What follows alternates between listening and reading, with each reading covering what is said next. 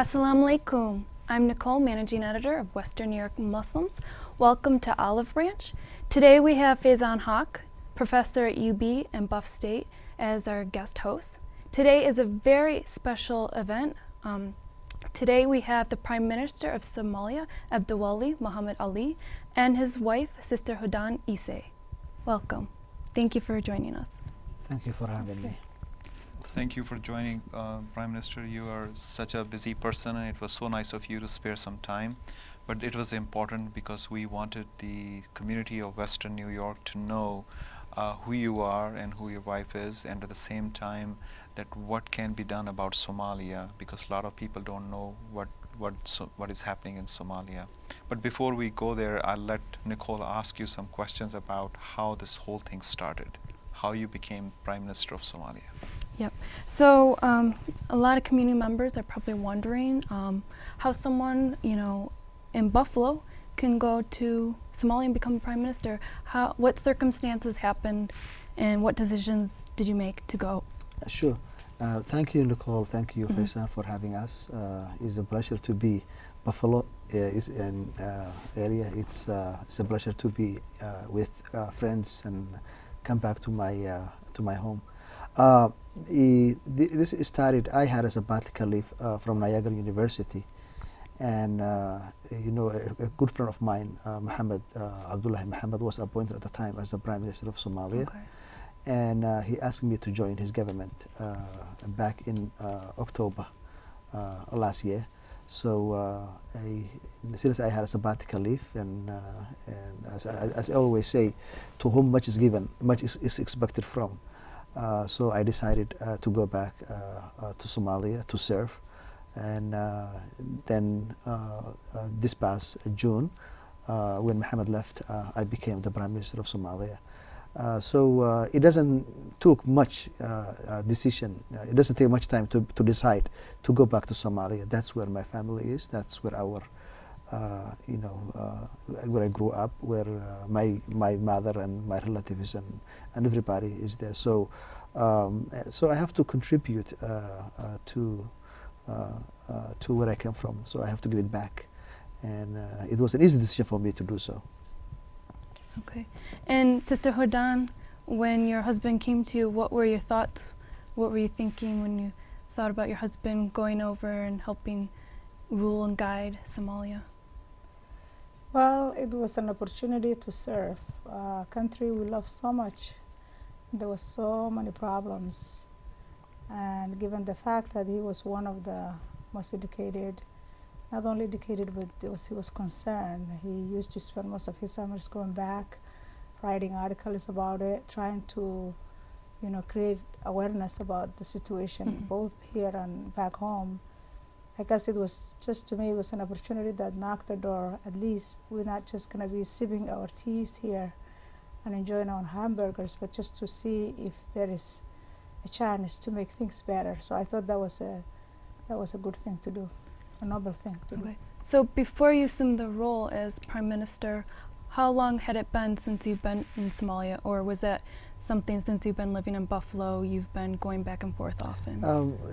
I left Somalia back in 1986. Okay. And but I have been going back and forth since then.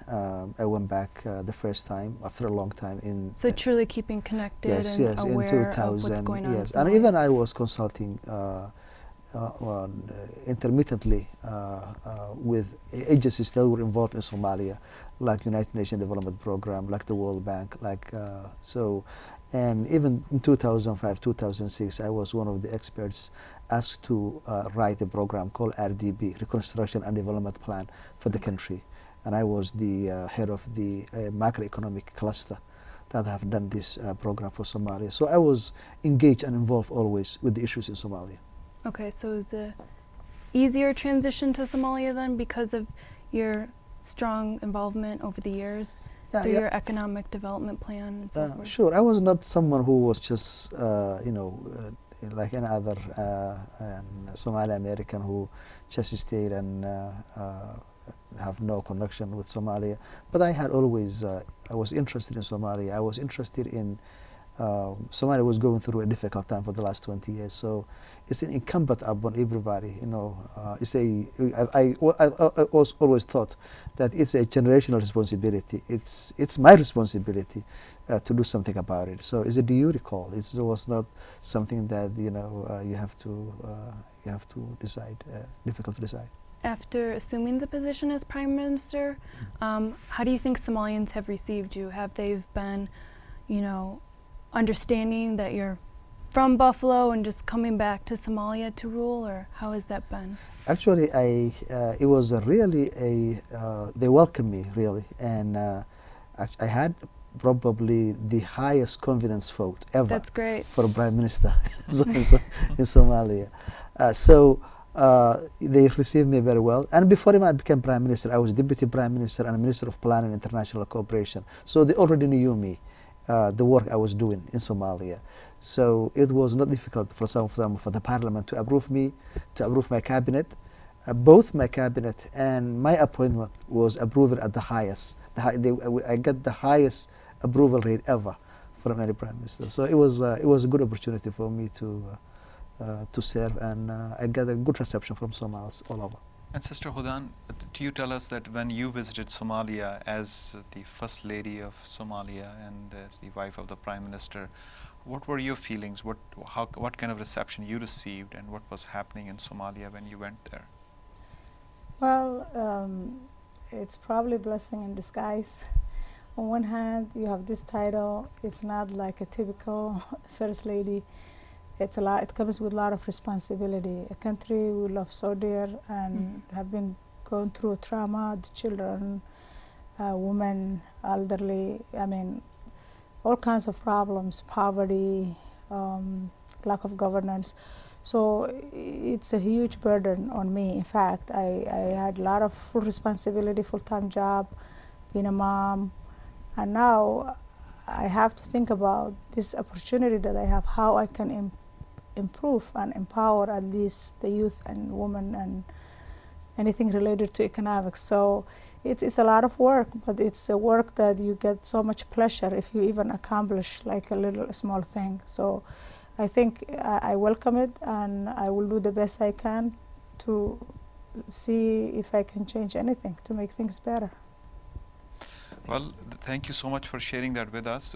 We are going to put some information on the screen for our audience to know where Somalia is located, and also that so they can understand the next segment in which we will discuss what is happening in Somalia and what is going on. Thank you. Thank you.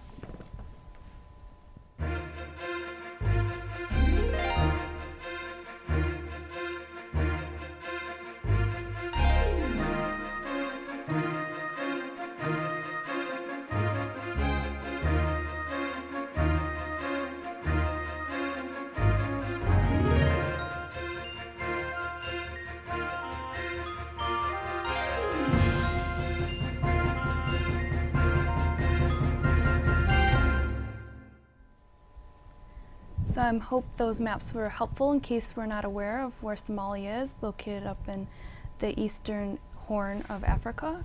And so now we're going to get back to what's happening currently in Somalia, the crisis that we see so often in the news. If you want to explain what's going on. Somalia was a country that had difficult for the last 20 years because there was a state collapse in 1991, and since then there was a civil war that has been taking place in the country.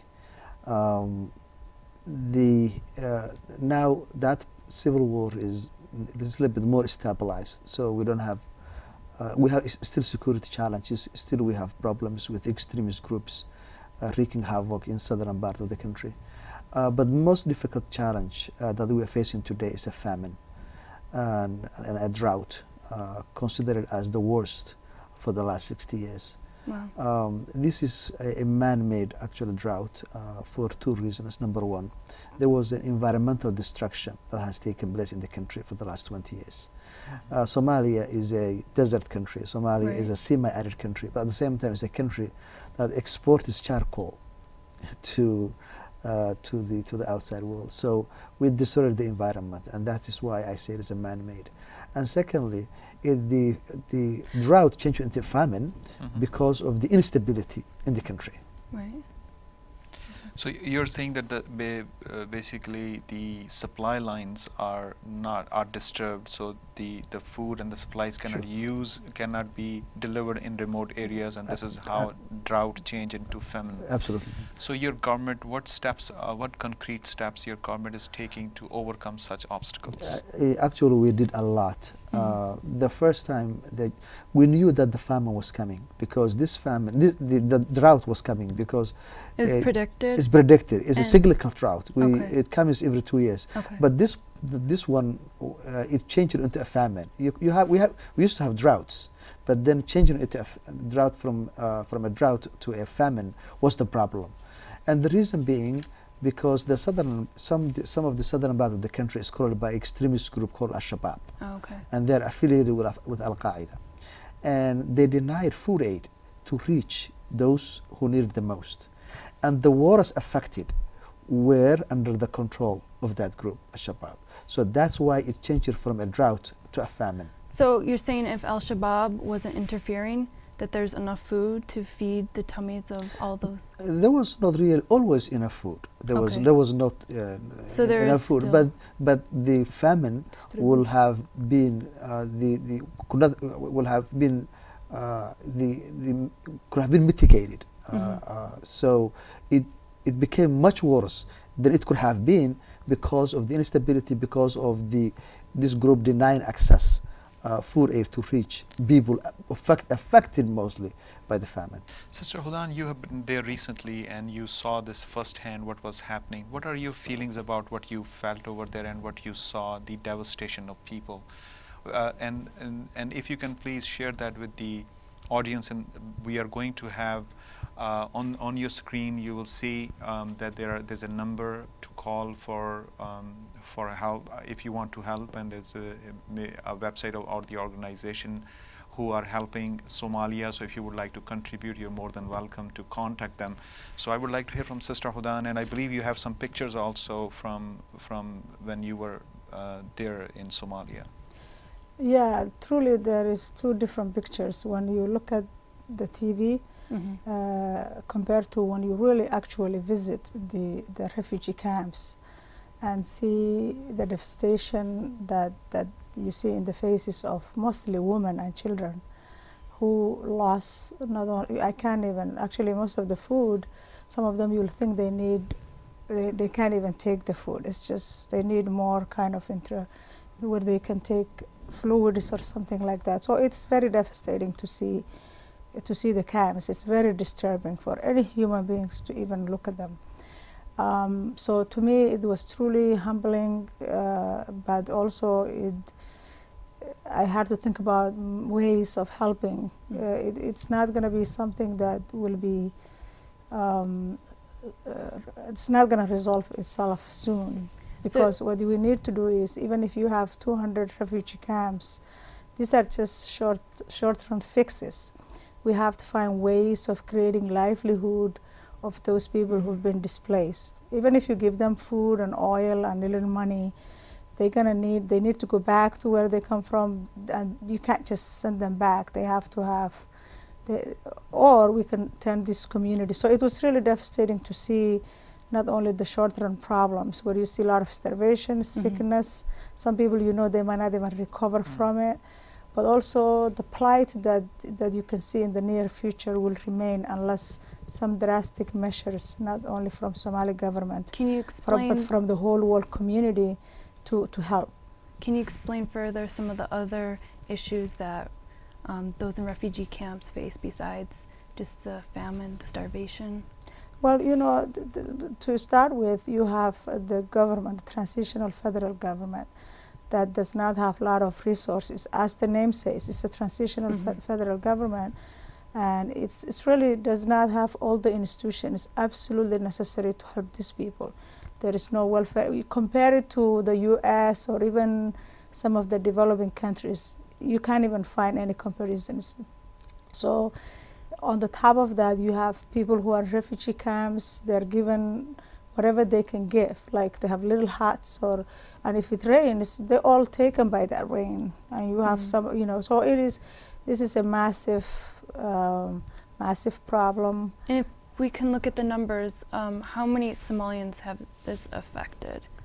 How many are in the camps? Yeah, I can answer that question. The famine affected 4 million people, which is half of the population. That's very large. It's large. But those who are at the risk of starvation is around 750,000. And you asked me the question about what the government did. If you think about it, we have a very meager resources as a government, because we don't. It's not the government that taxes people or gets tax revenue. So our resources were very limited. But out of that very limited resources, we established camps for people displaced by the famine. These people, they, as Hodan said, they lost their livelihood. They lost all their livestock. For example, they were mostly pastoralists. So even if we take care of them in this short period of time, famine and drought can come and go, but they need alternative livelihood after the famine. So this will be a more challenging task to do. So if we come back to the question, half of the population are affected by the famine, but close to 1 million are at the risk of starvation. Thank you, Prime Minister. We will have more information on the screen for our audience, so they can see how can they help and where they can go. Thank you so much, and we'll be back with you after audience view this information. Thank you, Mr. President.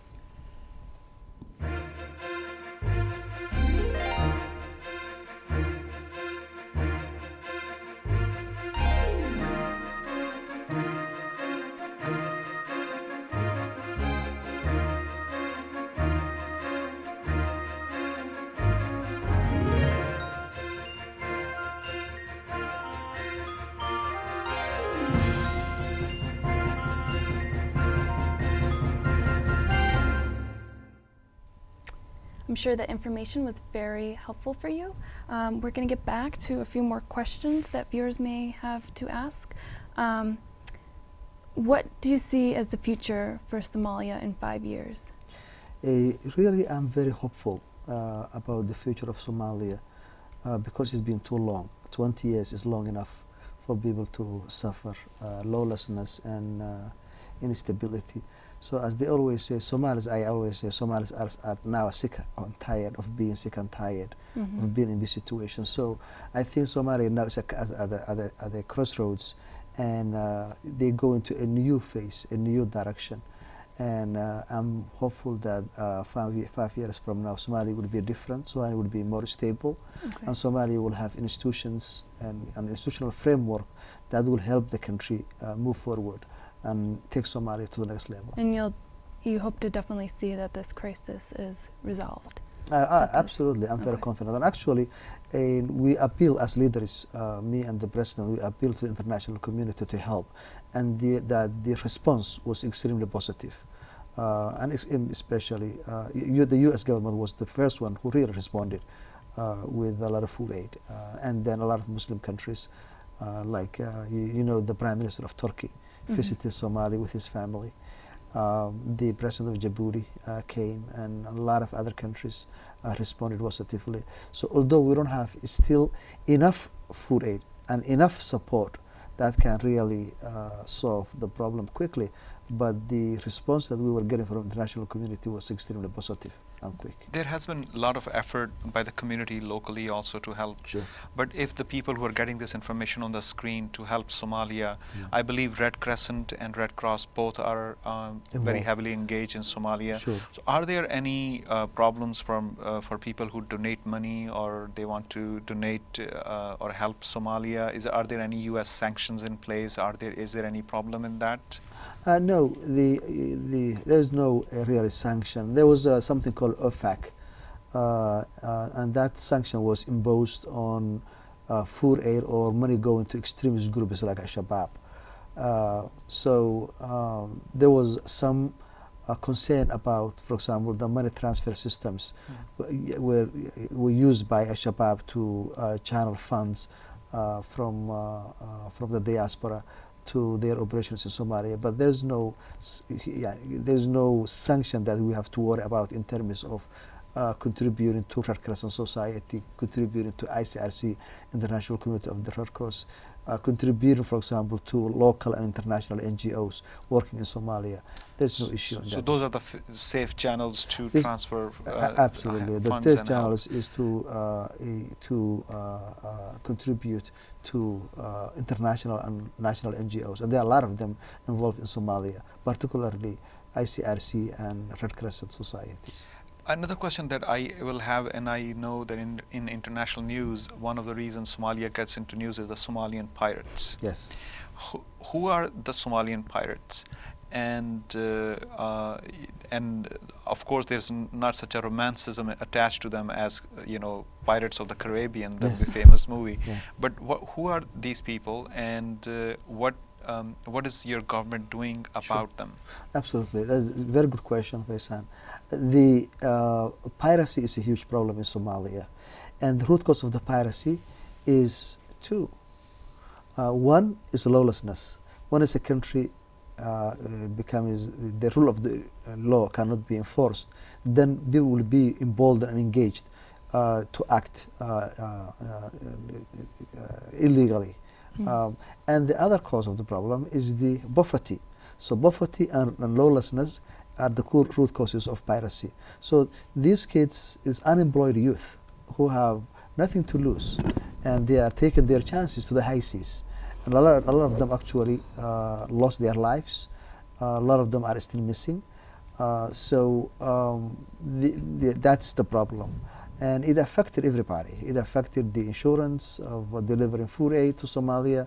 It affected the traffic, the trade, world trade, because now the 20,000 ships. Somalia has the longest coast in Africa. So the ships now, to avoid piracy, they have to take a longer route, and it costs more even to deliver. So what has been done to combat the causes of piracy, the poverty? What steps has your government sought to? We don't have a lot of resources really to do anything about piracy, but our advice to the international community is to do something about it, because this is not a Somali phenomena, it's not a regional phenomena, it's a global phenomena, and it affects everybody. 20,000 ships are affected by this piracy issue in Somalia. So you have to tackle the root cause of the problem, which is help Somali government, for example, have a good coast guard, train the Somali coast guards, provide the necessary equipment, for example, for Somali coast guard to protect their territorial waters. That's in terms of the law and order issue. But on the other hand, we have to create an alternative livelihood for those affected by the piracy, especially the coastal communities that's affected by the piracy. So if you were to plead to the international community, what would you ask for in order for Somalia to get rid of this extreme poverty? Poverty. Poverty in general, or piracy? Poverty. Poverty, yes, of course. Now Somalis the country is now becoming a little bit more stable. And from civil war, then we are now going to a phase called recovery. And then we have to rebuild the country, reconstruction and development plan. So we ask the international community to help take our country back in terms of security. And then, we need institution building. It's all about institutions. When you have good institutions, you have good governance. When you have good governance, you have a government that can deliver. So we need a lot. If you ask me the challenge, the need is huge. And if you ask me what do you specifically need right now, we have to prioritize, because we need everything. Our priority number one now is security. Then government. And then good governance, institution building, and also helping all the necessary sectors, that basic services, education, health, water and sanitation, infrastructure development. All these are needed, but we have to prioritize. Prime Minister, we have very few moments left. Sure. So what would be your message to the community in Western New York, if you could just directly look at the camera and give them your message, that what would you like the community to do for Somalia, and how can they help? I think my message is simple and clear. We have a challenge. We have a famine in Somalia. So the short-term, request to the Muslim community in Western New York is to contribute, to donate, generously to those affected by this famine. And your dollars, $10, $20, $100 can save lives in Somalia. $1 or $2 goes a long way in terms of saving lives in Somalia. So I ask them to contribute generously. And after that, if individuals can contribute their time and human capital, rebuilding Somalia and taking Somalia from where it's now, that would be also another request that I would make to my friends in Western New York. Prime Minister and Mrs. Prime Minister, thank you so much for finding time to be here. And I hope that your appeal to the audience will be well received, and I think the Western New York community is very, very generous. And this appeal, of course, is not only for Muslim community, for all communities, yes, because Somalia is that affects everybody. Yes, absolutely. Thank you so much. Thank you so much. Thank you, Nicole and Faisal. Thank you. Thank you for watching our show, Olive Branch. Please stay tuned for upcoming shows, and also go to our website, www.westernnewyorkmuslims.org. Thank you. Thank you. Great. Thank you.